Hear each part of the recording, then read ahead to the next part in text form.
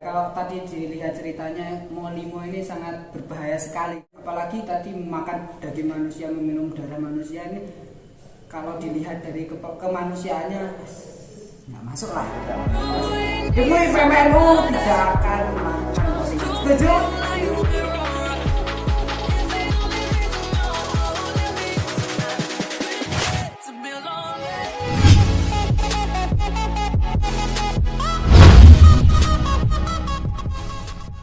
Assalamualaikum warahmatullahi wabarakatuh. Kembali lagi bersama saya Ahmad Mufli Aminuddin dalam acara podcast Ibnu IPPN Wonojaya. Jadi kali ini kita akan membahas tentang sejarah, teman-teman. Jangan sampai ngantuk ya. Walaupun ini di tengah malam, kita rekamannya ini jam berapa ini? Jam berapa? Tengah 12.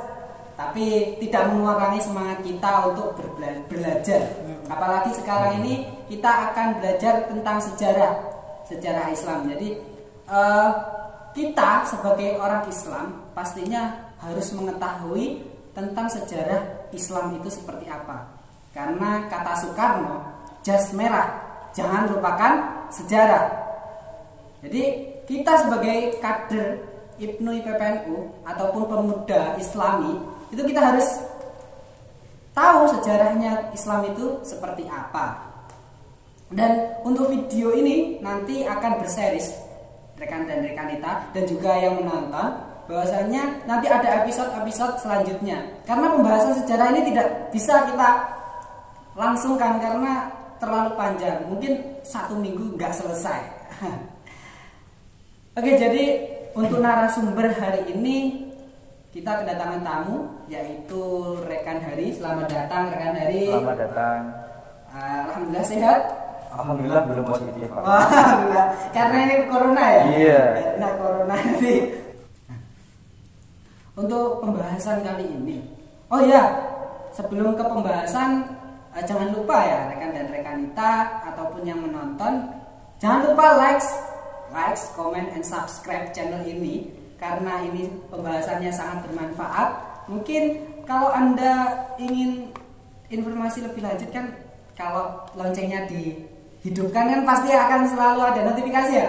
Betul. Saran saya itu. Nah, untuk kembali ke materi rekan. Nah, untuk kan tadi kan sejarah Islam maksudnya di Indonesia ataupun khususnya di Nusantara. Dulu kan namanya Nusantara ya. Nah, itu bagaimana sejarahnya kok Islam itu masuk ke Nusantara, khususnya itu di Jawa. Itu bagaimana? Iya, sebelumnya ini menurut saya unik ya, karena membahas sejarah kok malam-malam hari gitu. Biasanya kan membahas sejarah itu pagi, masih semangat. Ini setengah 12 ngomong sejarah. Gak masalah.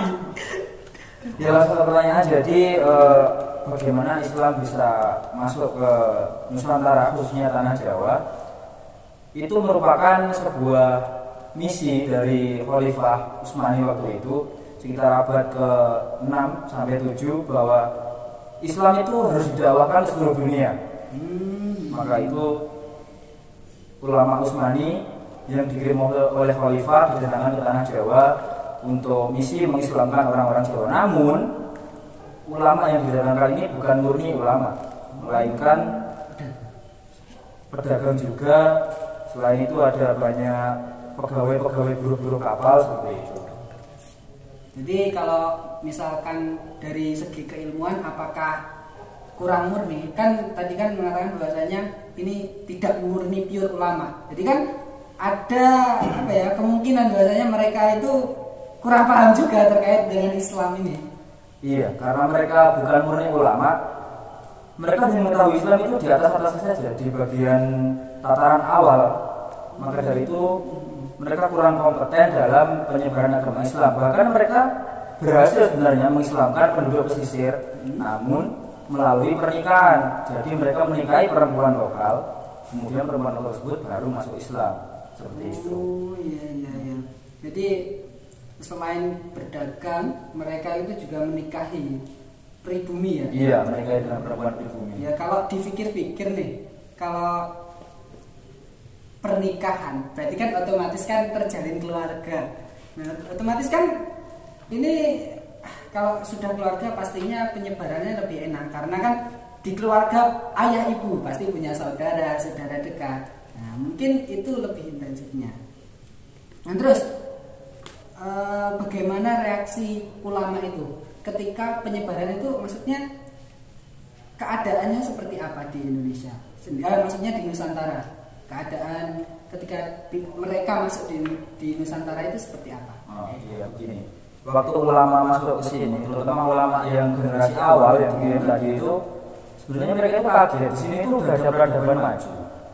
Namun masyarakatnya masih terbelakang, banyak yang menyembah hantu, menyembah berhala. Oleh karena itu, mereka mengirim laporan kepada Sultan Utsmani bahwa terdapat daerah maju di daerah Asia Timur, terdapat negara maju yang masyarakatnya itu eman-eman itu loh kalau nggak Islam gitu. Oh iya. Benar. Sebenarnya pada tataran pesisir sudah Islam, namun kalau cuma di pesisir doang kan kurang menyeluruh, kurang begitu terkenal gitu. Makanya sebenarnya misinya khalifah tersebut ingin mengislamkan para raja-raja yang ada di tanah Jawa ini gitu. Namun ada tapinya. Penyebaran pada masa awal tersebut mengalami kegagalan karena pada masa itu pihak kerajaan itu menganut aliran yang dinamakan Bhairawa Tantra. Ini hal baru. Oh, Bhairawa Tantra. Terus tadi Anda mengatakan ulama itu gagal. Maksudnya itu dia itu gagalnya itu bagaimana, kok bisa gagal itu seperti apa? Apa penyebabnya atau apa kok bisa gagal? Iya, begini. Penyebab gagalnya tersebut karena ulama itu bukan murni ulama tadi, Mas. Iya. Lagi pula pada peradaban orang Jawa khususnya pada tataran keraton atau kerajaan, mereka itu sudah mengenal yang namanya sistem kasta. Jadi kalau seorang pedagang itu kastanya waisya, tidak berhak untuk ngomongin agama gitu. Makanya pihak keraton pun nggak begitu menerima, soalnya menurut mereka yang berhak ngomongin agama adalah yang pure ulama atau disebut pendeta waktu itu. Oh iya. Jadi di Jawa ini masih kental dengan sistem kastanya. Apalagi ini, kalau saya pernah dengar itu bahwasanya kan apa ya, bahasa krama. Pernah dengar ya krama? Iya. Ada sampean, panjenengan, ya kan? Karo kowe. Nah, ini kan kalau kita pikir-pikir ini adalah sistem kasta apa enggak sih? Iya. Nah, kalau orang tua harus panjenengan, kalau konco kowe, kalau agak tua sampean. Nah, ini mungkin ini salah satunya, mungkin. Nah, mungkin seperti itu. Sebenarnya kalau bahasa krama itu cenderung merendahkan diri kita sendiri di hadapan orang lain. Itu menyebut diri kita sendiri itu kawulo. Kawulo itu artinya apa? Budak. Nah, itu. Kemudian di Sunda juga ada abdi. Abdi itu budak. Saya, kata saya itu berasal dari kata sahaya, artinya juga budak. Maka Wali Songo sebenarnya mengganti kata kawulo, abdi dengan kata ingsun yang lebih netral. Maksudnya kita tidak diletakkan di tataran bawah. Ini sekedar tambahan. Oh iya. Nah, waktu tadi kan Anda menyebutkan bahwasanya Bhairawa Tantra itu hal yang baru. Maksudnya itu apa? Bhairawa Tantra itu maksudnya gimana? Begini. Jelaskan. Jadi Bhairawa Tantra itu merupakan aliran dari agama Buddha, terutama yang dianut di India Selatan, yang kemudian menyebar di kawasan Nusantara. Salah satu ajarannya yang terkenal adalah molimo. Di antaranya memakan daging manusia, ini maksudnya ekstrim, meminum darah, madon tahu ya? Iya. Madon. Perbuatan. Iya. Oh iya. Nah, maksudnya darah manusia juga. Jadi manusia itu diambil darahnya dan dagingnya. Kemudian kedua hal ini didapat dengan cara maling, mencuri. Target yang dicuri adalah orang-orang asing waktu itu. Ini ada hubungannya dengan kegagalan para ulama yang awal tadi. Banyak dari mereka dianggap orang asing atau sebutannya meleca, dicuri untuk dibunuh. Udah 4 kan? Yang kelima main itu di dalam upacara namanya ksetra, berkeliling kemudian main bersama. Berarti ini sejarahnya sangat apa ya sangat unik ya dulu, bahasanya sangat apa ya, kalau tadi dilihat ceritanya Molimo ini sangat berbahaya sekali kalau pemuda-pemuda ya, kalau jangan sampai lah kalian melakukan Molimo, karena ya apa ya, Molimo madon ya Allah, itu adalah perbuatan yang, apalagi tadi makan daging manusia, meminum darah manusia, ini kalau dilihat dari kemanusiaannya nggak masuk lah, tidak manusiawi. Ibnu IPMNU tidak akan melakukan Molimo. Setuju? Setuju. Oke. Tidak akan makan daging manusia. Ngopi sih. Wah, ya Repot, Mas. Boten repot. Monggo diseruput Rin. Nggih, monggo. Alhamdulillah. Ini sekedar iklan. Oh ya, untuk para orang-orang yang punya perusahaan, ini kami kopinya ini masih tidak ada labelnya, ya, masih kosong. Silakan kalau mau mengisi namanya di sini, kami akan membuka dengan penuh, gerbangnya itu akan terbuka. Silakan. Nah, ini untuk pertanyaan selanjutnya nih. Jadi tadi kan Anda menjelaskan nih, rekan, bahwasannya para ulama yang dikirimkan di awal tadi kan mengalami kegagalan. Nah, terus pastinya kan ada evaluasi yang dilakukan, ya kan? Pastinya nih, ketika mereka gagal, terus tadi dijelaskan bahwasannya mereka kembali. Nah, terus untuk strateginya sendiri, apa yang dilakukan sehingga penyebaran di Jawa atau di Nusantara ini sangat masif? Sebenarnya ini memakan waktu yang lama, Mas ya. Iya. Soalnya kegagalan itu terjadi pada abad ke-6. Kemudian baru berhasil Islam tersebar itu abad ke-12. Oh iya ya. Jadi selama 6 abad lebih, banyak ulama yang dikirim secara bertahap itu gagal sampai akhirnya pada penghujung abad ke-12 baru didatangkanlah ulama yang pure mempelajari Islam tanpa niat untuk berdagang ataupun menikah ataupun tujuan lain. Salah satu contohnya seperti Syekh Subakir yang ahli dalam, kalau bahasa Jawanya, menumbali tanah angker seperti itu. Kemudian banyak ulama yang mempunyai ilmu, fokus pada ilmu tertentu seperti mantik, kemudian ilmu tauhid, yang benar-benar pure ulama yang dikirim ke sini. Karena apa? Khalifah Utsmani sudah mengetahui bahwa masyarakat Jawa pada umumnya itu tidak mau menerima Islam dari golongan yang pedagang tadi. Karena pedagang kastanya di bawah, Di paling bawah. bawah ya. Di bawah kasta pendeta. Jadi kalau dilihat bahwasannya Syekh Subakir ini juga kalau dinilai sakti mandraguna. Iya, karena benar, bahasa Jawanya sakti mandraguna. mandraguna. Karena kan ya itu tadi kan apa, terkenal dengan pembasmi keangkeran juga nih. Jadi kalau mau sakti mandraguna, silakan mengikuti ajarannya Syekh Subakir. Tapi saya tidak menyarankan ya. Itu cuma jokes. Nah, terus itu ketika sekian lamanya gagal, terus Syekh Subakir ini berarti sudah mulai menyebar luas berarti di Pulau Jawa ini. Iya, karena pengiriman ulama yang kompeten tadi, maka ulama tersebut berhasil memasuki lingkungan kerajaan.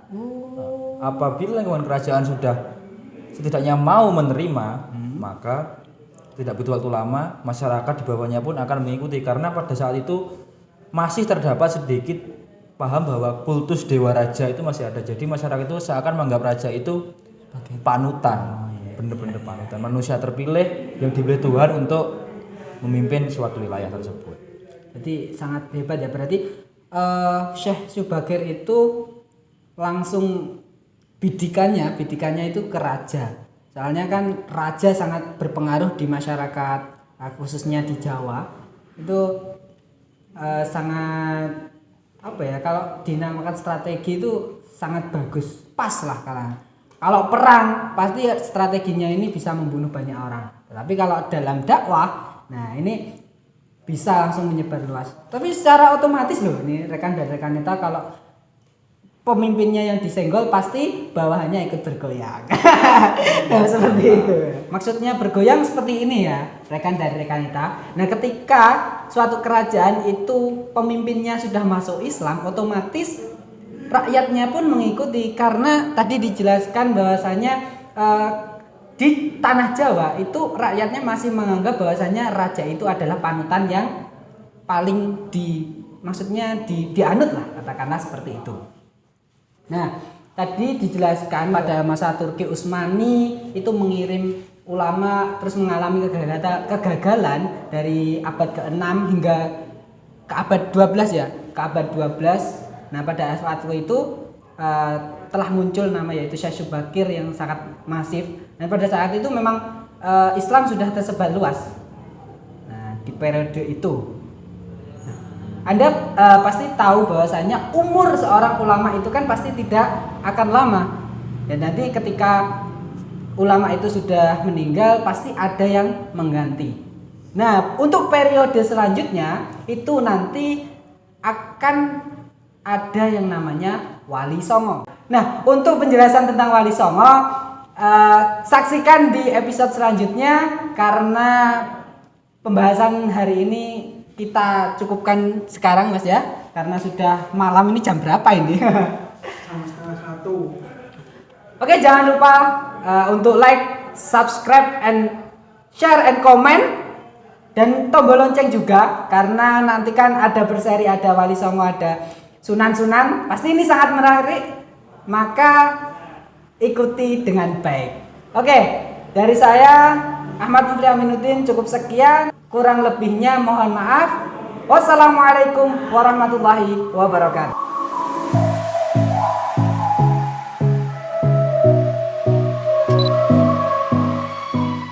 Kali ini kita kedatangan tamu. Kedatangan tamu bro. Sejarah Islam pengenalan tentang Islam Gak mau terus ini. Konsepnya ya. Gak mau hilang apa ini apa? Dalam acara podcast Ibnu IPPNU mana aja? Ini direkam belum? Yes. Boleh nih. Pertanyaan selanjutnya nih. Nah, ini tadi bagaimana bisa mengirim ulama? Saya cut ya. Yoi. Konsultasi. Akan ada yang namanya Wali Songo yang sering kita sebut di lingkungan kita. Pastinya ya sudah tahu. Nah, untuk penjelasan tentang Wali Songo saksikan di episode selanjutnya. Dari saya Ahmad Mufli Aminuddin cukup sekian, kurang lebihnya mohon maaf. Wassalamualaikum warahmatullahi wabarakatuh. Waalaikumsalam. Terima kasih.